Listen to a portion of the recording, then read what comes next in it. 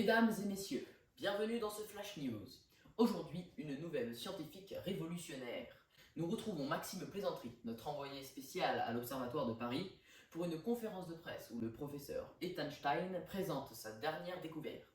Il prétend avoir découvert le mystère de la singularité, ce qui serait d'une importance capitale pour la physique théorique. La communauté mondiale est impatiente. Ça filme, ça perd l'hypopète. Bonjour, je vous remercie de votre présence à cette conférence de presse. J'aimerais aujourd'hui présenter mes derniers résultats concernant la singularité des trous noirs, cette structure encore incomprise au cœur des trous noirs.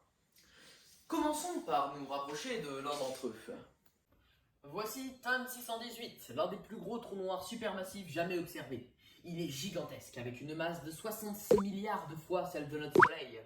Le rayon de son horizon est de 1303 unités astronomiques, soit 190 milliards de kilomètres. Si on devait le placer dans notre système solaire à la place du Soleil, nous serions actuellement dans le trou noir. À titre de comparaison, un trou noir stellaire a une masse entre 10 et 30 fois celle de notre Soleil. SGRA, Sagittarius A, le trou noir supermassif au centre de notre galaxie, a une masse de 4 millions de soleils, incomparable à celle de TON 618. Bien sûr, vous devriez tous me dire « Ceci est un trou noir et non la singularité », et vous auriez parfaitement raison.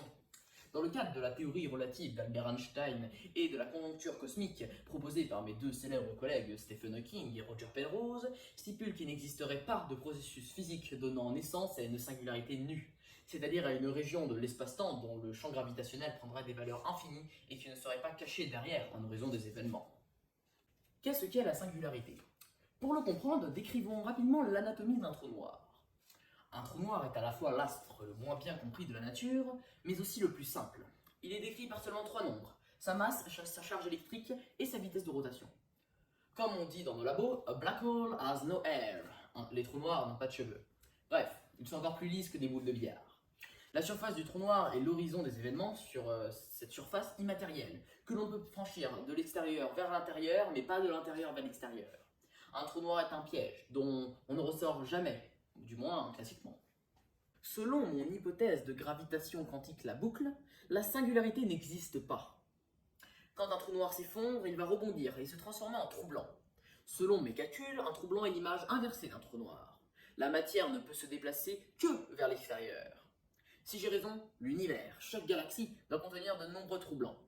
Je suis actuellement en train de calculer le nombre de trous blancs attendus dans une galaxie comme la nôtre, ainsi que leur signature observationnelle. Nous allons pouvoir entrer dans l'ère de l'astronomie des trous blancs.